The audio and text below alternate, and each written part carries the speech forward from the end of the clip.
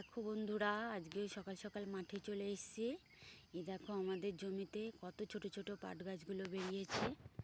এই দেখো বন্ধুরা, এই কিছুদিন আগে বুনেছে ছোট্ট ছোট্ট সব গাছগুলো বেরিয়েছে।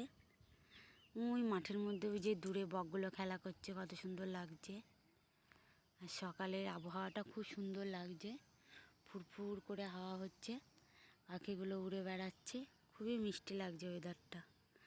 আমি এরকম প্রতিদিনই সকালে মাঠে আসি ভোরবেলায় তোমাদের দাদা ভাইয়ের সাথে।